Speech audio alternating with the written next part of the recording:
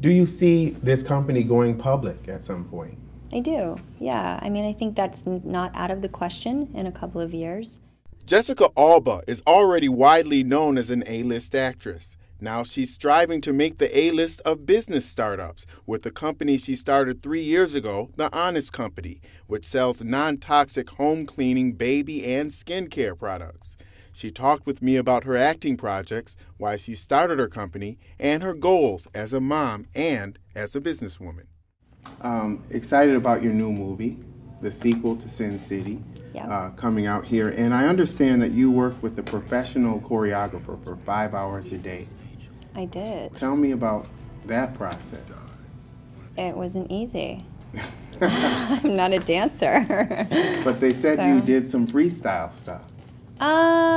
Not as much. I mean, I really learned with the choreographer, like, what to do.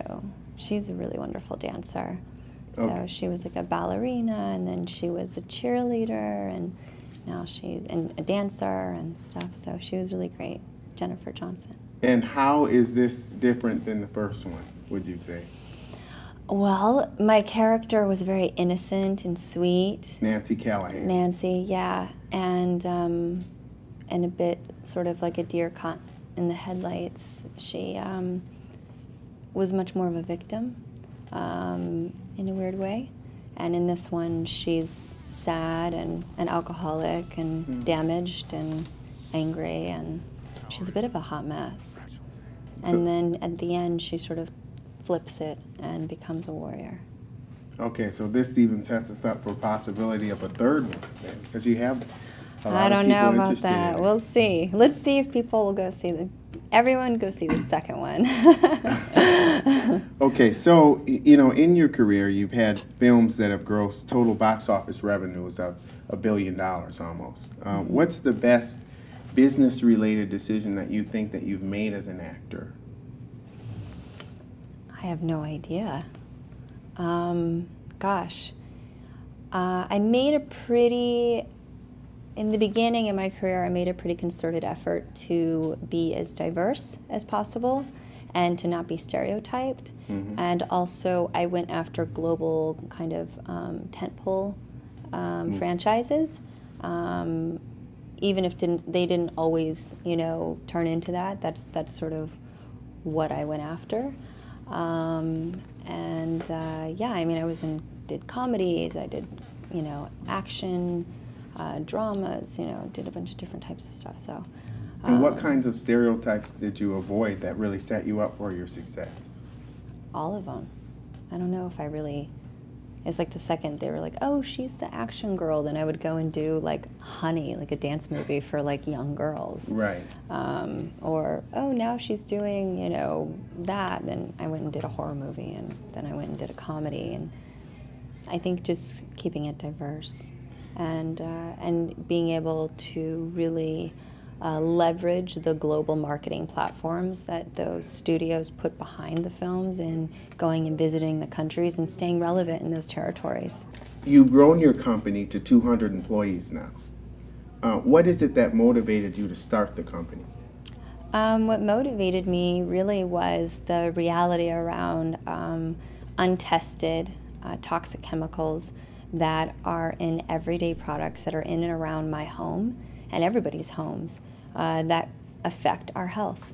So everything from childhood illnesses, childhood cancers, ADHD, autism, obesity, to asthma and allergies have all been linked to these toxic chemicals. There are over 80,000 chemicals that have not been tested for toxicity that are in the marketplace today. And they put them in everything from laundry detergents to baby shampoos. And they're, you know, the leading tearless baby shampoos in the market have a numbing agent that actually numbs your kid's eyes with a chemical to mask all of the harsh chemicals that are actually in that product. And the product that they sell here in the United States is different than the one that they sell in Europe, because Europe has banned over 1,300 chemicals, and we only have 10 that are banned in this country. So I identified a problem, and I created the solution. There was a personal experience that you had that helped to raise your awareness. Tell me what happened. When I was pregnant with my first daughter, about 6.5 years ago, I had an allergic reaction to the #1 laundry detergent that's geared towards babies. And my mom recommended it to me. She said, you have to wash your clothes in this. It's what I used on you. It says hypoallergenic on it, and all these things. And I bought it, and I used it, and I actually got welts on my hands. I started sneezing. My eyes were tearing. And I called my mom, and I was like, there's no way this is safe for babies. This is crazy. I can't believe I'm reacting like this. And she's like, I'm just trying to do the best I can for you. If you don't want my advice, don't ask me. And I was like, well, I'm going to Google it to see what's in this stuff. As I did research, I found out that companies don't have to disclose all of their ingredients on the packaging, I found out that there are all of these toxic chemicals and untested chemicals in products that are not only just geared for to babies, which is horrifying, but in everyday cleaning products all around your house, even your carpeting and your couch and your drapes. I didn't realize that inside a home, because of all of the off-gassing from flame retardants and basically all these petrochemicals that they make these materials out of, inside a home is more toxic, and the air is worse for you than outside. Well, that's fascinating, because when you think about the environment, you really don't think about inside the home, but your environment is also inside the home. Absolutely. So I wanted to create the safest and healthiest environment, and there wasn't one trusted brand that I could rely on. All the eco alternatives that were out there were better for the planet, not necessarily better for my family. The packaging was eco-friendly, and so then they can put pictures of nature on it, and it can say green and eco. But the solution was just as toxic and just as dangerous as what was in everything else. And so I found it was very difficult to shop around the problem. And also, why was it so expensive? Why was I paying 3 or 4 times more to have more eco-friendly packaging when it was the solution that I was trying to get, the better solution? And that, at the end of the day, was what was affecting my kids' health and my health. So that's really where The Honest Company came from, is I wanted effective products that had clean, non-toxic solutions that were convenient, beautifully designed, and deliver right to your door. And in 2012, you had revenues of about 12 million, and it's gone up to 60 million in 2013. Year. And then now we're on a run rate over 100 million. Okay, so you've really done a really great job of getting the word out, because one thing that is clear to me is that you have a very robust website. You're in the retail chains. You announced that you just got into Target. Right, that's one of our retail partners. We have, we have a few retail partners that we're very excited about, and they're incredible because they really understand the lifestyle aspect of our company, and they understand that it's not just a one-off product. It's really like a suite of products. So it's a mix of household cleaning products, personal care products, and diapers and wipes. And Target is our newest retail partner. And cumulatively, we have about 2,500 doors that we're in. But still, right now, as it is, 90% of our business is online, honest.com. Yeah, which means there was a heavy word-of-mouth component, and also Absolutely. You've used your platform in a conscious, capitalistic way. Yeah. Tell me about how your platform really helps you with your marketing of your company. Well, I do have access to media in a very authentic way. I've been, going on talk shows and talking to publications like yours and everyone else out there for years and years, for over a decade, promoting movies primarily and TV. And so having access to that and being able to talk about a company that really is wonderful. We really do good. We make great products. They're affordable, they're convenient, they're beautifully designed, and we have a social mission. For example, we have a crib that we make. We make it for an affordable price. It's non-toxic paint. We use a sustainable wood. It's a 4-way crib, so it grows with your child. But for every crib that is bought, we give away a crib to a child in need. And we're really passionate about our mission as a Right. company as far as helping out, giving back. We've donated over 1,000 employee hours. We've served 49,000 families in need, and we've donated over 544,000 products to families in need. Okay, so a lot of celebrities are involved with companies from the endorsement standpoint, but you actually are the majority owner in this company. I created it. And co-founder. So Right. did you put your own money into this company? Absolutely, yeah. Okay. I mean, I started with this idea for about 3 years before I got any real traction, because it was just an idea, and it cost money to figure out how to do it. Did you ever think? Yeah, so I definitely had to put my own capital into it, and you know, who knows what my sweat equity is worth, but Yeah. a lot of that as well.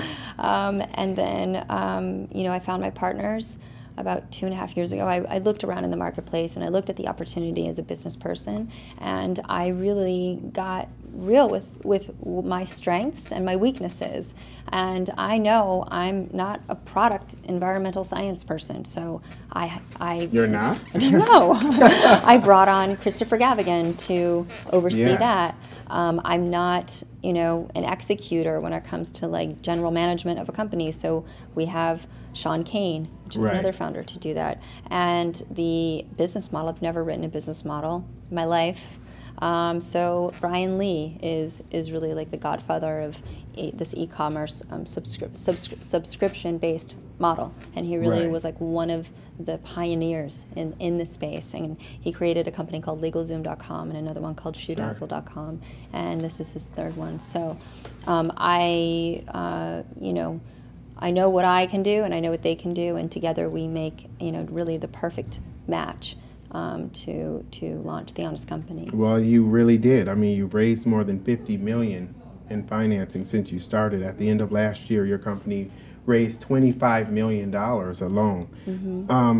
And you're going to expand internationally. So what are the markets that you see promise in, that you think would be receptive to this product, to these products? It's kind of insane, because it's really not like where can we go, it's where do we go first. Yeah. And the opportunity, I mean, we've been getting incoming calls from you know, everywhere from Japan, from Korea, from Australia, from Europe, all over Europe, every country. What's really fascinating to me is you started with the American population, whereas in other countries, the awareness is already there to some extent. But we're in America not knowing that the FDA isn't necessarily protecting us as much as we think. Yeah, we assume.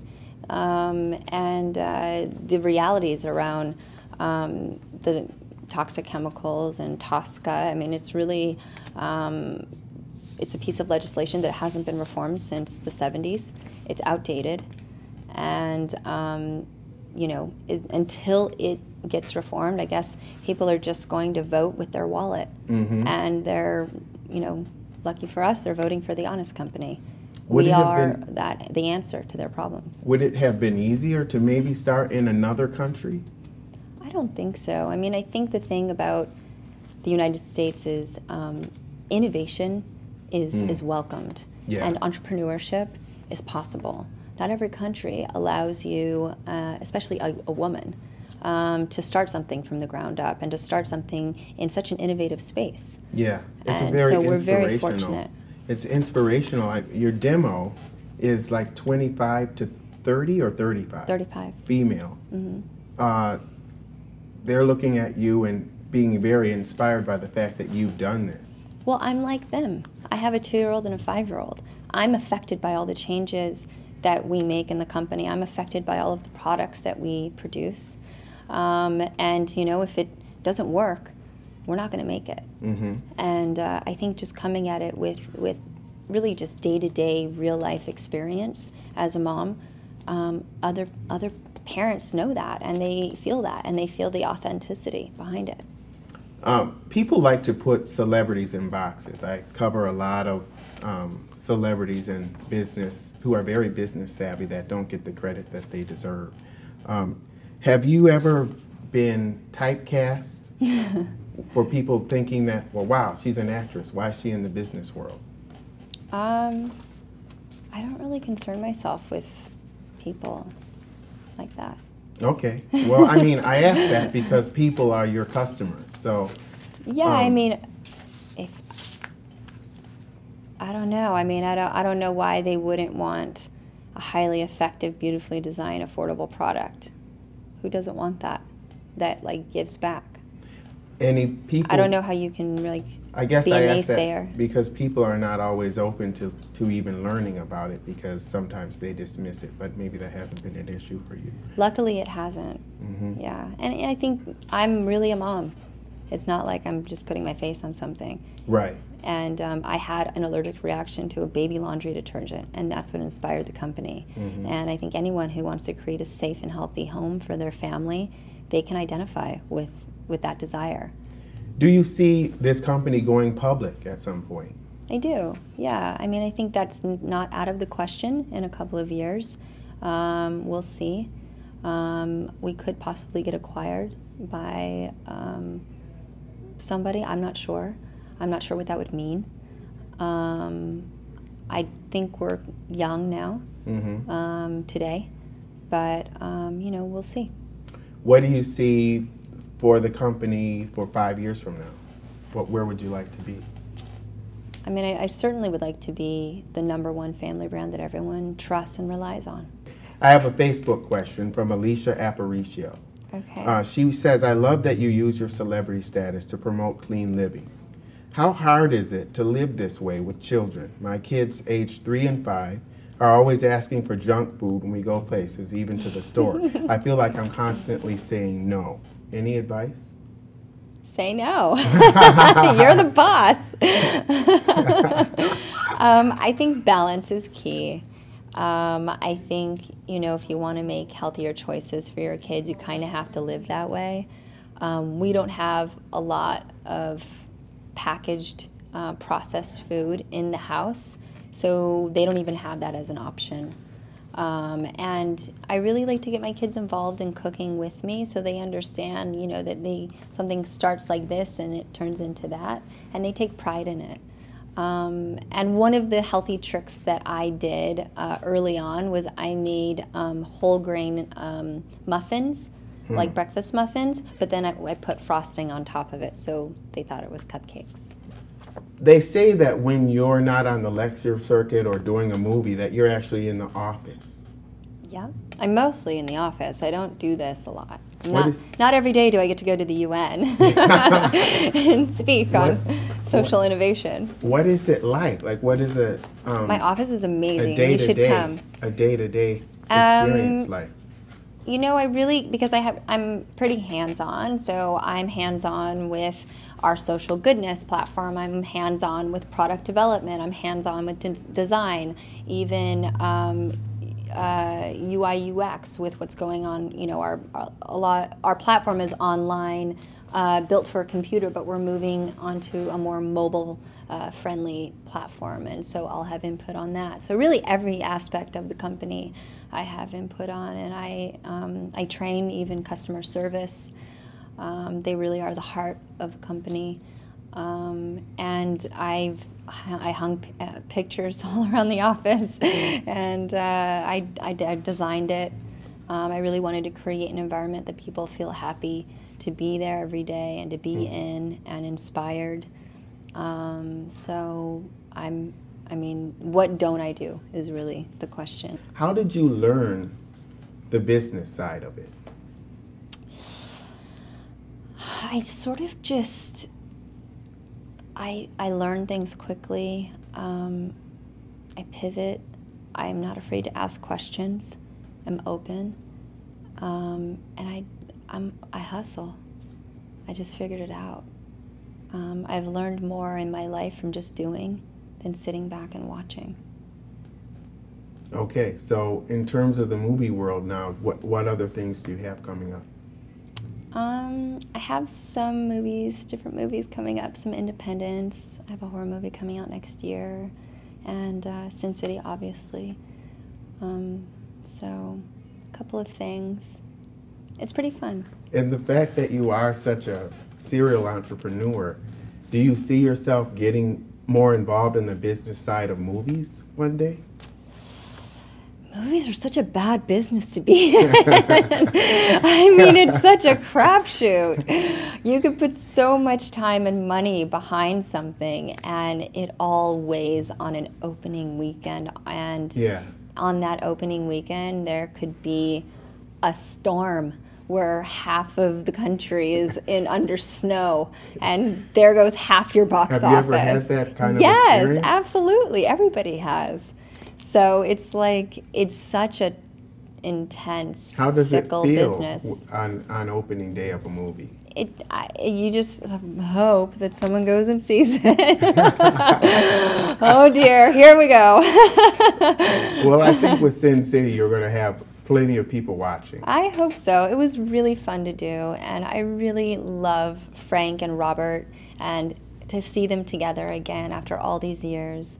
And Mickey's such an extraordinary actor, and Bruce Willis. It was so much fun to do, so I hope people enjoy it. All right, Jessica. Well, thank you very much. Good luck with the movie, and very good luck with Honest Company. Lots of success already, and we hope to see you come back and talk about more in the future. Thank you.